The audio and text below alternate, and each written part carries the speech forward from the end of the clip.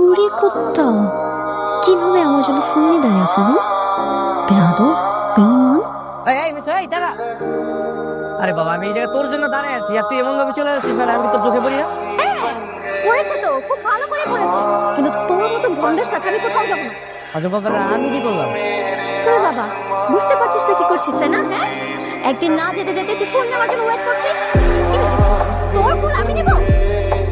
গুল্লি মারি তোর ফোনে। তোর সাথে আজকে পর থেকে আমি কোথাও যাবো না, না ভার্সিটিতে না অন্য কোনো জায়গায়। আপনি আমার বন্ধু।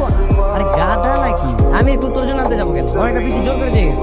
আর শোন, তুই আমার ফ্রেন্ড, তোরা আমি ওয়াদা দিছি না যে আমাদের ফ্রেন্ডশিপের মধ্যে কখনো প্রেম আসবে না, আর বিয়ে তো দূরের কথা। মানুষের মন চেঞ্জ হতে আর কতক্ষণ?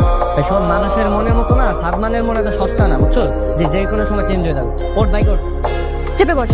আরো চাপ। আরে ভাই, আর কত চাপবো? দেখ টাঙ্কির উপর উঠে গেছি। আরে কেমনে বসতেছিস তুই? আমার মন চেয়েছে তাই এভাবে বসেছি, তেল হয়ে চালাবি চালা। এই দেখ, তুই উল্টায় বসে আছিস, মানুষ কেমন দেখে আশাআশি করতেছে। ও মা, মানুষ হাসছে তো আমি কি করবো? যদি তোর আর আমার প্রেমটা হয়ে যায় তাহলে কি মানুষের সাথে হবে নাকি? এই থামা থামা। ওই কি হয়েছে বল? আয়না ঘুরা।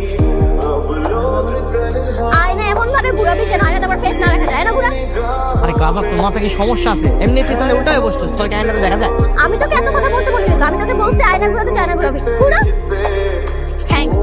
হাই, এইটাতে তো মুখ লাগাইছে না, এটা না কোনোভাবেই খাওয়া যাবে না। টিস্যু দিয়ে মুছবো? এই রাসেল, তোর কাছে কোক আছে না? কোকটা যেত তোর সামনে তো কোক আছে, খা। আরে তো মিথিলা খাইছে। বাপরে, মিথিলা খাইছে না?